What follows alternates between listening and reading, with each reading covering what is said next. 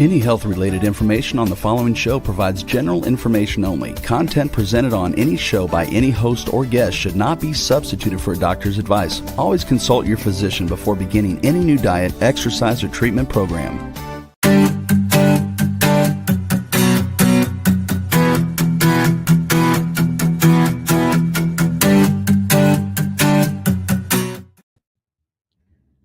Welcome to Love Your Body, Love Your Life. My name is Jenna. I'm the host of today's show, and I'm also the author of the book titled Love Your Body, Love Your Life, 52 Tips That Will Radically Change Your Health. You can find my book on Amazon and on barnesandnoble.com. And today I am joined by Sophia, who is a certified nutrition educator. She helps people to balance their blood sugar without dieting. So we have a little delay again, and I apologize for that, you guys. I'm near my router, so I don't know what's going on with that. So hopefully you are tuning in and listening. I think that would be more enjoyable than watching this because it has a bit of delay. But I do encourage questions and any kind of comments and anything you want to know about blood sugar, hormones, weight loss, anything to do with that kind of genre. We're going to be talking live about that. So I want to get right into it. So Sophia, welcome to the show. Hi, thank you so much for that lovely introduction. I really appreciate being here. Yes. I am frozen on my end, so I don't know what's happening here. Okay. Yeah, I see that. Okay. Well, we're going to just keep going because I'm sure people are listening in on audio. So let's just keep going, and then hopefully my screen will unfreeze at some point. Okay, Sophia. So thank you for being here. First of all, it's weird talking to you like this. So there we go. I don't know what's happening. This is like the third show that this Wi-Fi is not connecting correctly. So I apologize for that, but yeah, we'll get through it. So Sophia, let's tell everybody what led you into this kind of work. Yeah. So for me, this work is really personal, and it's because I come from a family where type 2 diabetes wasn't just a diagnosis, but it was a reality with pretty serious complications.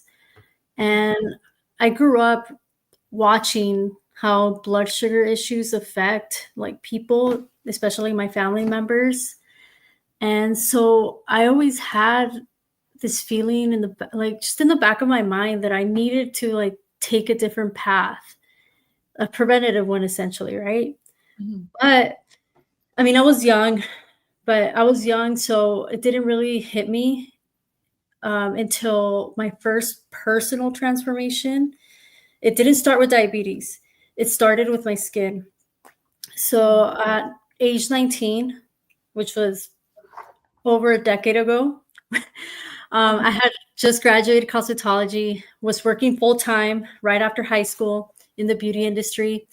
I was using what I thought was the top tier products, prescription retinol, expensive skincare routines. I was a skincare junkie. But no matter what I did, I still had stubborn acne, right?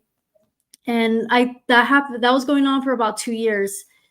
And then the real change that happened, the significant change, was when I started learning about something completely different, which was nutrition and gut health. So I was learning about probiotics, right? And it's not just one or two probiotics. I was learning about 16 different strains and how they could actually impact your health, from the inside out, and your skin. So then after that, I also learned about the role of fiber and healthy fats like omega-3s in reducing inflammation, which is for my case, it was redness and irritation. So I made a shift, right? So I started eating whole foods because I was eating anything and everything. Right after high school, we were eating out all the time, fast food and just packaged food. So I started taking initiative and started making my own food, my own meals, just whole foods. And I added probiotic rich foods. So at the time, it was just mostly actually just probiotic supplements. I didn't know about sauerkraut or kimchi. And then I started incorporating flaxseed into my routine, just focusing on like healing my body, not just treating my skin. And within 3 months, my skin completely cleared up. It like transformed. Opposed to using the skincare products for 2 years, right? Even though I went to school, I was an esthetician.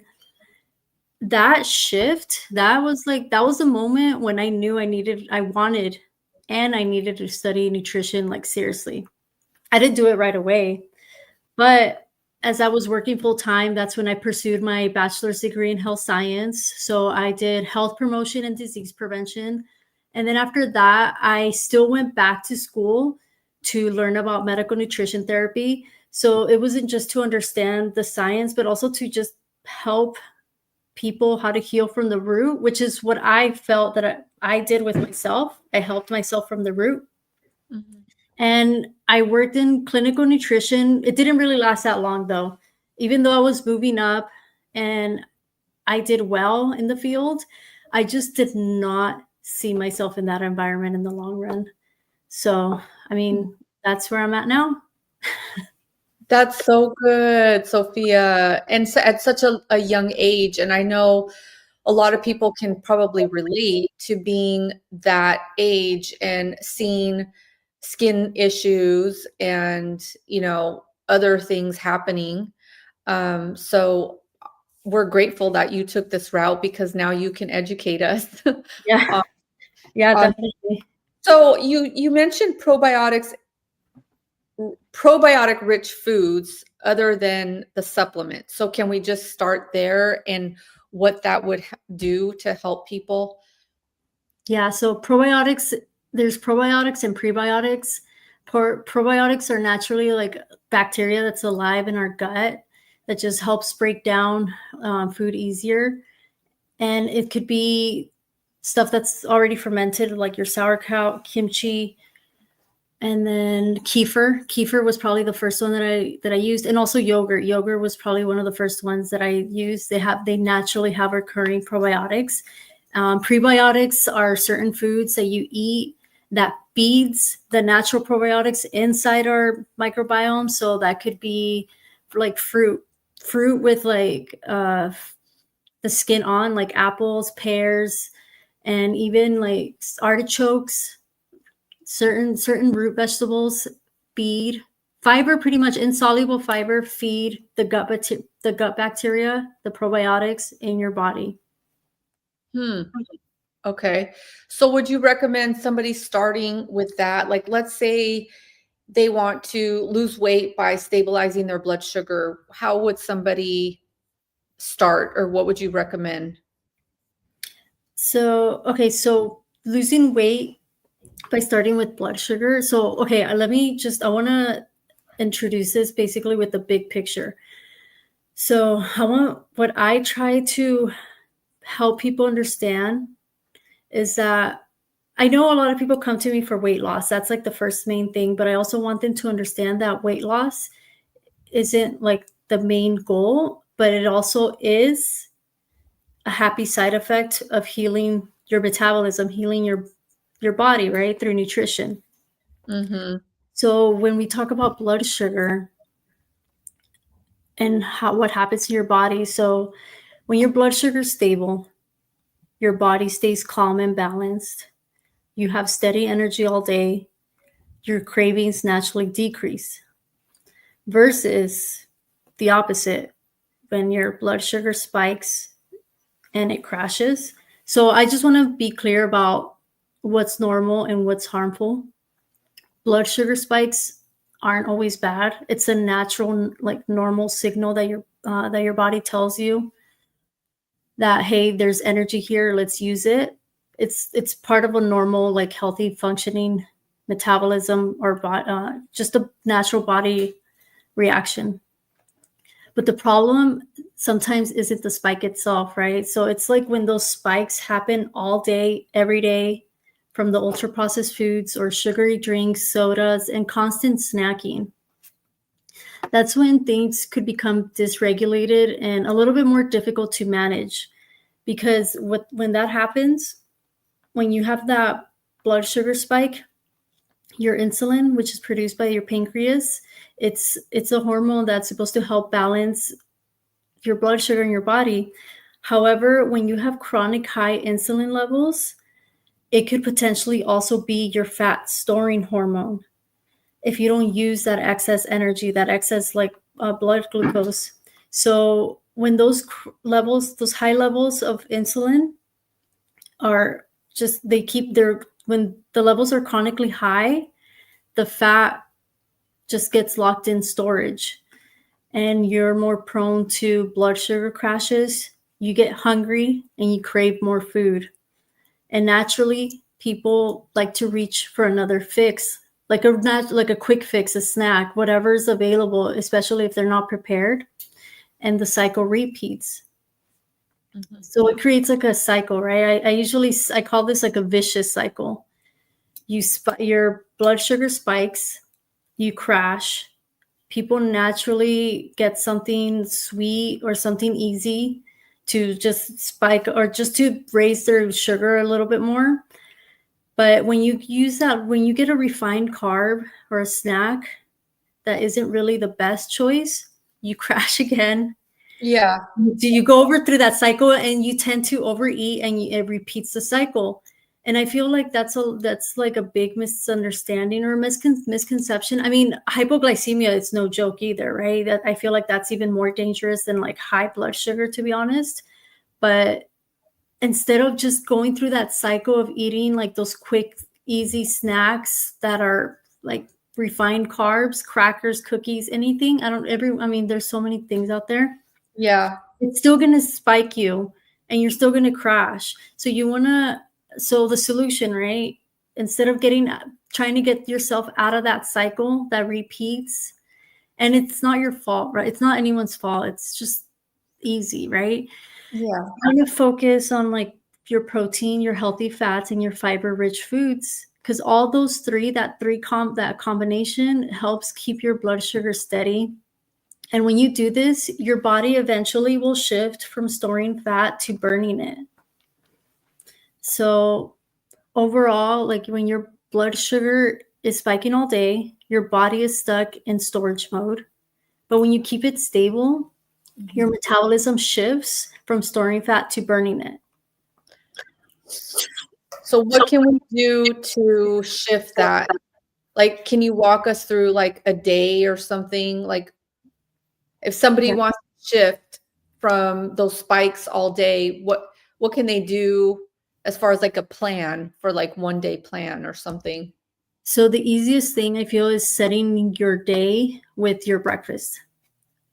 Try to have at least like 3 to 5 like meals prepped and ready to go for your breakfast, especially if you're short on time. And because when you have your breakfast ready with like a protein and a fat, like a healthy protein and a fat, it sets the tone for the whole day. So what would be an example of a breakfast? Like somebody's on the go, they're busy, they have kids, the whole nine, right? Like, yeah. And oh yeah, go ahead. No, I was just going to say, because I know most people don't have time for breakfast if they have a full family and everything like that. Yeah, that's very common, especially with a lot of my clients. So I'll provide the examples that helped my clients. I mean, for me, I like to cook my breakfast every morning, but not everyone has that same routine. So a lot of people like to do their yogurt and they add their pumpkin seeds, their flax seeds, any berries, or even chia seeds. A lot of them, they say that they've really been enjoying their chia seed pudding. So they've been using that just to help them like something to grab and go. And if they do want to have oatmeal, like I recommend them to not have it by itself. They try to have like hard-boiled eggs or so they try to have hard-boiled eggs, yogurt, What else? Oh, sometimes they have their protein shakes as well. Mhm. As long as like it really does have like a natural fat in it. So I mean, you could use coconut oil. Some people don't mind using avocado, like the actual avocado fruit, with their shakes, just to help maintain that stability throughout the morning, and they don't have to crash and be hungry before lunch. So just so I'm clear, Sophia, the fats and the protein will stabilize the blood sugar. So Yes. we can have a carb as long as we're adding a protein and a fat. Yes. Okay. Yes, because it's really common for people to just eat refined carbs by itself, and it doesn't really last them that long. Mhm. If- So if we have a piece of toast, can we have almond butter and ghee, for example? Yes. Have you had that before? Ghee with toast? That has actually been my breakfast these Oh, days. okay. I'm like, That's why I'm like, I'm sorry, yeah, my camera is so stuck, so you can't see my face, but yeah, um that's been my breakfast is like a low carb piece of bread, yeah, ghee and almond butter, and then I'll have like a green tea or something. yeah. I mean, you could add more to that if you can. I would recommend to add something more like a hard-boiled egg. I don't know if you eat eggs. Oh yeah, I love Yeah, eggs. yeah, something like that. But yeah, that's always a good option. Mm-hmm. Okay.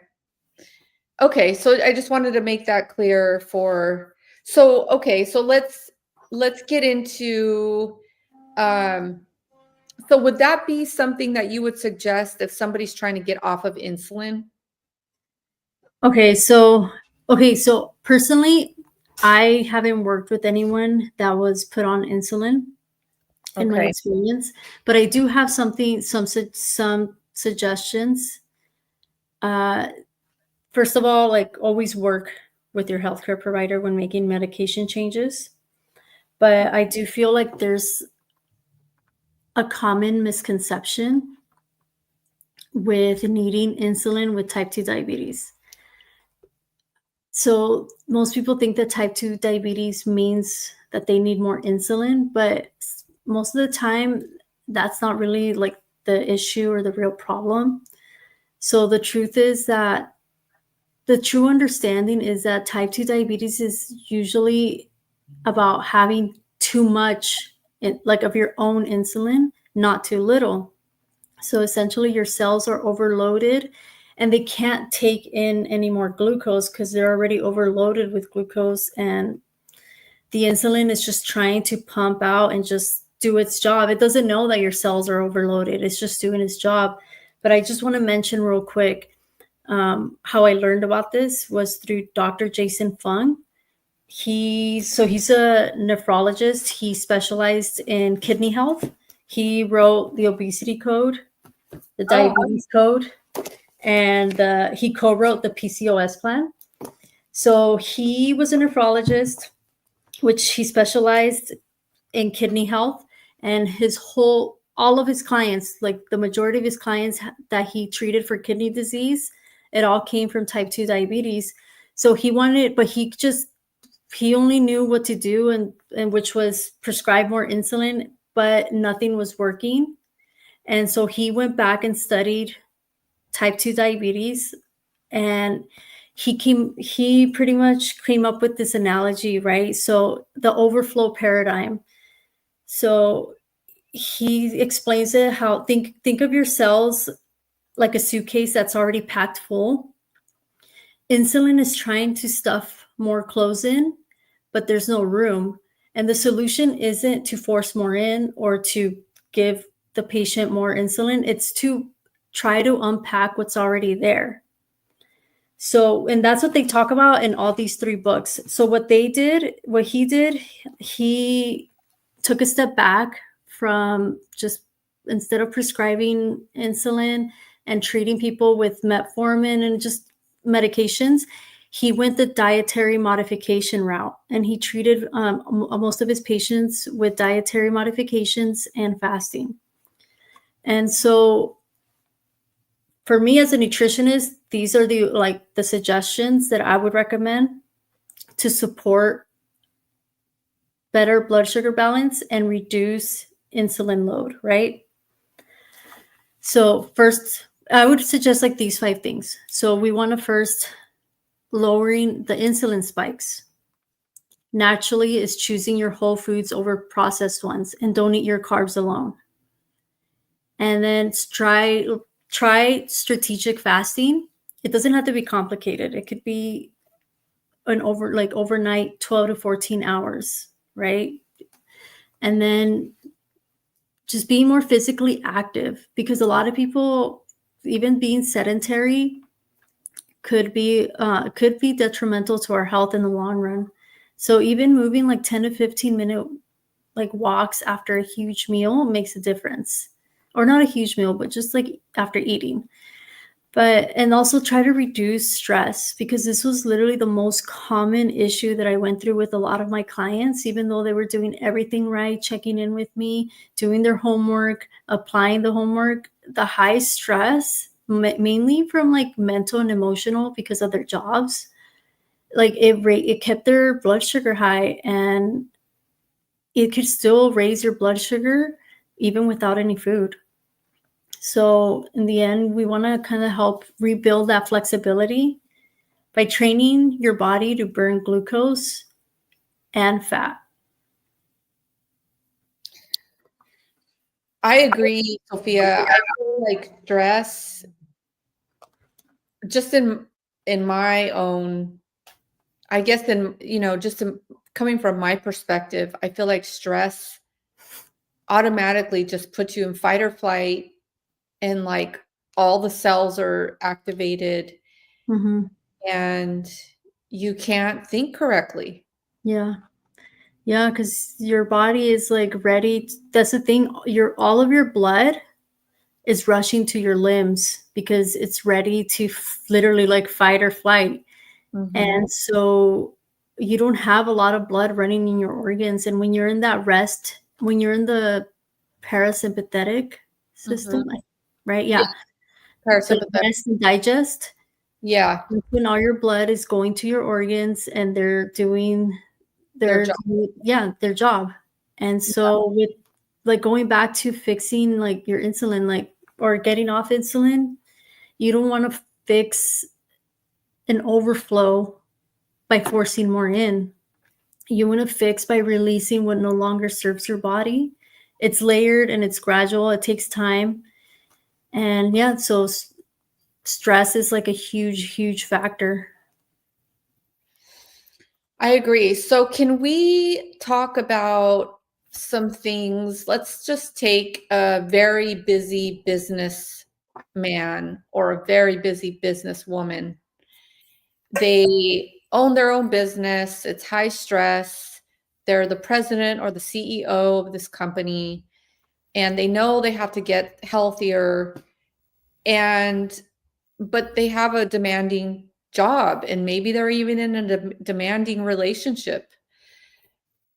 How does one bring their stress level down in that situation?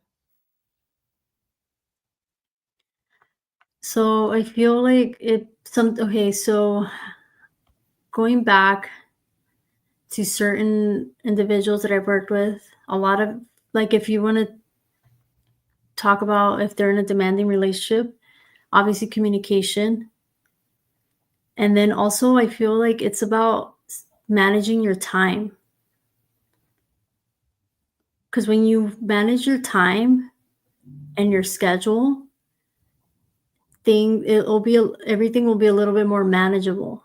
Like right from when you wake up to when you go to sleep. And having those boundaries too. Because I feel like some people did get stressed because they were all this stuff that I teach people and apply, they're all new skills. And skills take time. And so you build up gradually with what you can handle. So you want to do one step at a time. But I feel like it's mostly time management is the biggest thing. For somebody to bring their stress level down if they Yeah. are. Because I notice a lot of people that stress out is because they feel like they don't have enough time, or they just don't know. They just need to know how to organize their tasks, even if it's something as simple as a chore. It's better sometimes just organize it throughout your day, throughout your life. It just makes things a little bit more manageable. I mean, that's the thing. Like, life is always going to be stressful. And when you nourish yourself and you implement like those healthy habits, you yourself become more resilient, and your body becomes resilient, and you recover faster. Mhm. Yeah, I like the whole organization idea because I feel like then, because a lot of times it's like our stress is just in our mind. Mhm. We're overthinking and we're making something bigger than it is or something like that. So I feel like if it's the time management or more organization in your day, meal prepping, then it's like you don't have to really think about those things. Yeah. Be that You don't have calm. to yeah, you don't have to worry about it because it's one less thing to think about, and you wanna use your mind, like, your thinking skills, everything to actual real life, decisions, and, like, when you have your meal, like, prepped, that's, like, one less thing they have to worry about. Yeah. And a lot of people do stress about that, which feels like they don't have to. I know. I mean, I can remember when I was working as a sales rep and I was always in my car. I've always been a meal prep person, Mhm. but my stress level was so high, Sophia, because I was on the road and I was eating in my car. And so it was just like, yeah, I think definitely the meal prepping helps. At least Mhm. have, With Yeah, with what you can control. Obviously, you can't control a lot of stuff like that when you're on the road. I mean, I had clients that they love to travel, or they even travel for work, and a lot of the fasting helped them out, but also instead of going fast food, they would try to just do grocery runs because it's easier for them to have more control over their food choices. can we talk a little bit about the fasting? Yeah, I mean, fasting, I feel like it's different for everyone, for Mhm. male and female. I feel like it shouldn't be a punishment, it shouldn't be starvation. It's pretty much allowing your body like to have a break, to rest, and to heal. So for someone who has diabetes, or they just want to balance their blood sugar, it just helps it allows their body to give it time to burn stored energy, and just help them lower those insulin levels. And some people also do it because it helps support their cell repair if done correctly, because I feel like there's no one size fits all. If it works best when your body's already nourished and when it's not stressed. So, I mean, if you're like under eating and you're over stress, fasting might make things a little bit worse. So sometimes we don't get into fasting right away with some of my clients. I want them to know how to eat first. Yeah. And eventually get into fasting, especially for women too. Like, we need to listen to our energy and like hormone signals, because and some people disagree, fasting in the morning isn't really a good idea because we naturally have high cortisol because we have to wake up. And when you fast, those cortisol levels stay high. So I had a client, she skipped dinner, and that worked out better for her. So Mm. everyone's different. Some people, they preferred fasting and skipping breakfast in the morning, but yeah. So she, just because I'm just curious, so she wouldn't eat anything at all at night? Because that's She, one of my. I think she would stop eating at 4. Okay. Mm-hmm.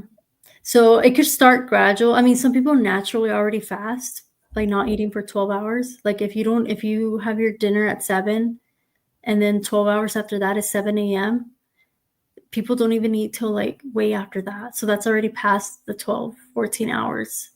Some people already do that. And then you want to leave like 4 to 5 hours in between meals.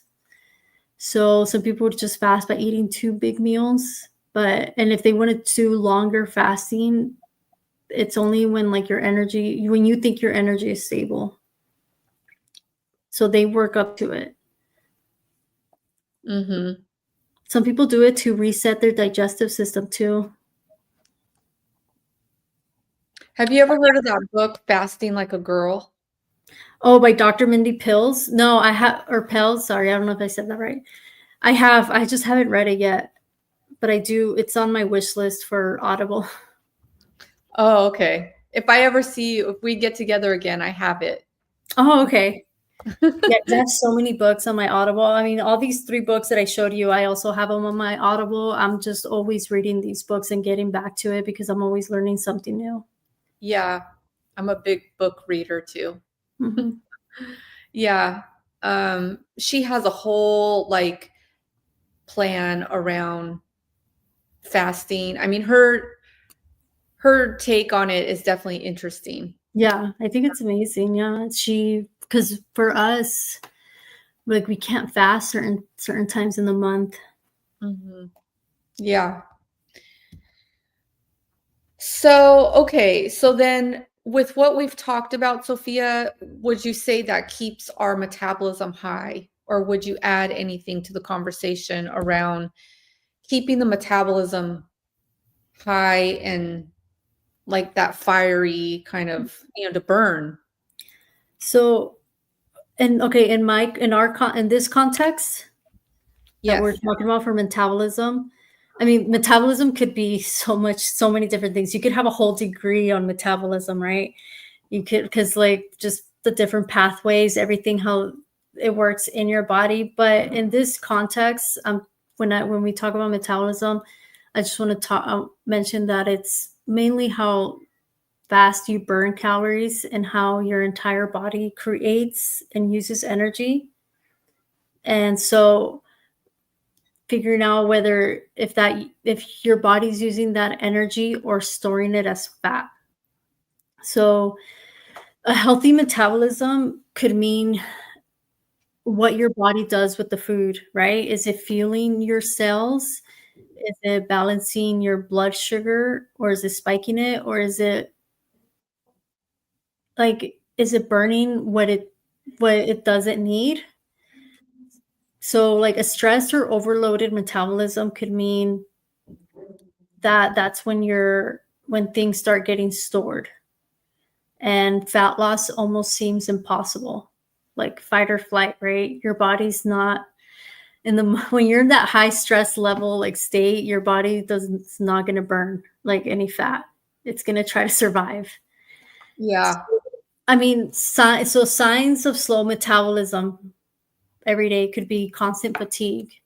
It could be weight gain, especially around like the belly, the midsection. It could be brain fog. Some people, it could mean that you're always feeling cold, or you have strong cravings. You could have mood swings. It could be different things. And then also like what slows it down, what interferes with the healthy metabolism could be like skipping meals or eating too little. It could even be like too much cardio without strength training. I feel like that's what I did for over 10 years. I overworked myself and I didn't have any muscle mass, but I just did cardio. And then not eating enough protein, or not having a good like sleep schedule. Like I said, chronic stress, mainly like mental and emotional. And just being in that constant like blood sugar roller coaster. So those are things that you could take in mind if you're concerned, if you feel like your metabolism's kind of like unstable. Mm-hmm. in order to boost it naturally, this is what everyone says, and it's like true to form. It's like you want to eat enough protein. And the reason that you want to eat enough protein is because it's gas. So it has a high thermic effect on your body. And when I say that is that when you eat protein, your body burns calorie digesting that protein. So as opposed to like when you're eating refined carbs, your body, you don't need any, your body doesn't burn any calories, doesn't need any energy to digest carbs. So protein helps pretty much like increase your basal metabolic rate along with building muscle, right? Lifting weights. When you burn muscle, when you build muscle and you eat your protein, you're increasing your basal metabolic rate, which means your basal metabolic rate is the amount of calories that you burn, that your body burns at rest by doing nothing, just by sitting, sleeping, breathing. You know what I mean? Mm-hmm. Kind of keep that as part of your routine. And then also prioritizing sleep. I just feel like that just helps your body recover. Like, especially even people who are trying to increase muscle mass or trying to go to the gym, they need to also take their sleep serious in order to see their gains, right? And again, like I said, some of this stuff is going to sound repetitive, but managing stress hears your body from recovering. And the thing is, there's so many types of stress. There's good stress and bad stress. I feel like because there's eustress. It's called EU stress. It's one word. That's like stress, like lifting weights. That's a type of stress, but it's like a quick stress. It goes away. But then there's people that are in constant like stress from work, like constant and like emotional, mental stress from, most of the time it's work or just making ends meet, or just like I said, being in your head, anything. Mm-hmm. So that's the stress that we want to like be careful with, right? And then obviously just trying to eat the right foods to keep your blood sugar stable, just to keep your energy level stable.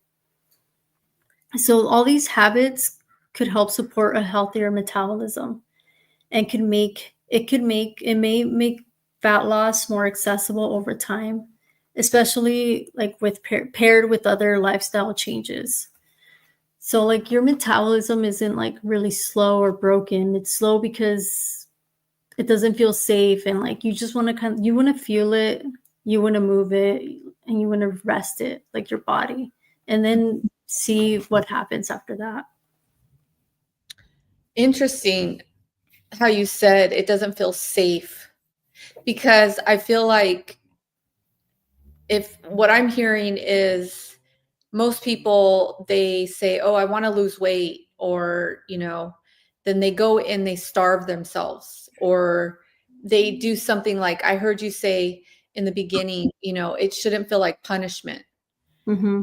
So I feel like that's so on point from what I teach, to kind of love yourself more.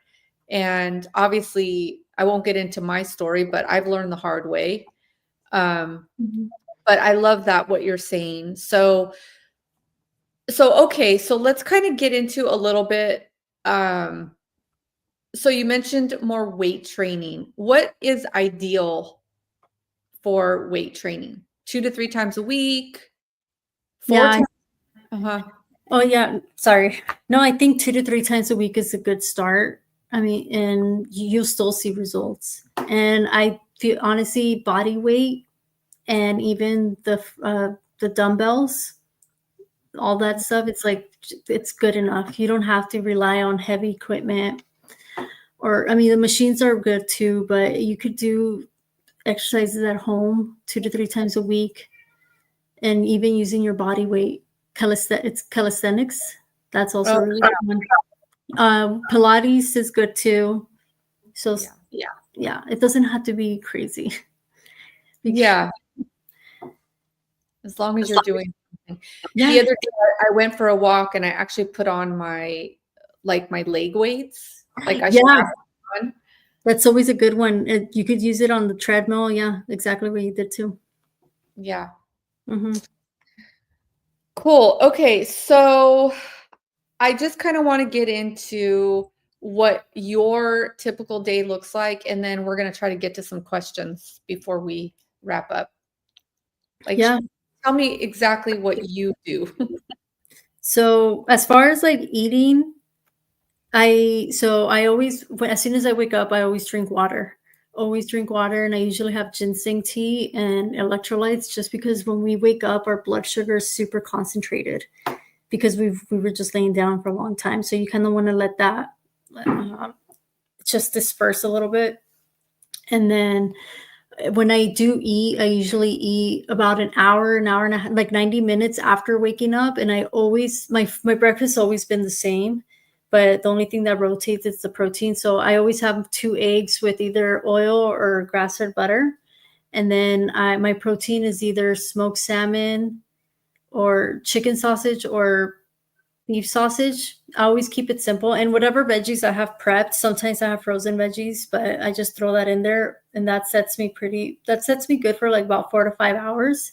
I still eat 3 meals a day and they're spaced apart about 4 to 5 hours. And then lunch, I always rotate my protein. I don't really snack ever because I don't really, I mean, I don't need to. But my lunch, it's also like just about 6 ounces of protein, 6 to 7 ounces of protein. It could be usually I rotate my fish, salmon, cod, sardines, or sometimes I have beef, sometimes I have pork, and then I don't know why I rarely eat chicken, but Yeah. I do eat it though, but I don't know why I just rarely eat it. It's just I feel like I get more nutrients out of these other proteins just because of the minerals. And then also I do eat that's in the for lunch, that's when have my carbiest meal, or I still have my white rice, or usually have quinoa or even sweet potato, the starchy vegetables, but I always have that at lunch. And then in dinner, same thing. I have more vegetables in dinner, and my proteins same, like it's a little bit less, 5 to 6 ounces. But it's just whatever I have on rotation because I always buy. The thing is, my food is the same. My meals are the same for 4 to 5 days. Usually my lunch and my dinner sometimes. So I eat the same thing 4 to 5 days, and then I go back and I rotate my proteins. So, and then I drink about 80 ounces of water, and then between that, I drink a lot of tea. And it's just ginseng tea. Well, I drink ginseng tea, and then at night, I drink lemon balm because it's a little bit more, it relaxes you more and it's easy on the digestive system. And then I just grab so many random different teas because I like to try different things. But in the morning, it's always ginseng because it gives you a little bit more energy. And I always like drinking ginseng before a workout just because it helps me more with endurance. I last longer. Yerba mate? Yeah, yerba mate's, I have that. So I have a concentrated form of yerba mate. It's the powder form yerba mate, and it's smoked, I believe, and it's grinded up. So it's like super It's pretty strong. I have it sometimes when I feel like I need that extra boost. I really want to try that one. Yeah. Yeah, it's pretty strong. And so if I do, so when I do wake up, when I do have my exercises in the morning, I wake up extra early. I usually don't I mean, I have a small, like, I usually have coffee with a little bit of butter just to kind of hold me over for a workout, or I just have yogurt. But usually those days I do have a second cup of caffeine, whether from green tea or yerba mate, because I don't want to over caffeinate myself. I know, right? Because then you Mhm. can't sleep at night. Mhm. Okay, let's try to get into some of these questions. If we could rapid fire, because our time is kind of wrapping up here. Mhm. let's go with the ones that just came in. What is that lemon balm? It's a tea, right? Yeah, so it's an herbal tea. It's like a leaf, and lemon balm is supposed to help just like soothe the digestion, but it also helps with anxiety. You could buy it as an extract, or I like to buy it as the loose dried leaf. And it, because sometimes I need something at night to relax me and to tell me, hey, it's time to wind down.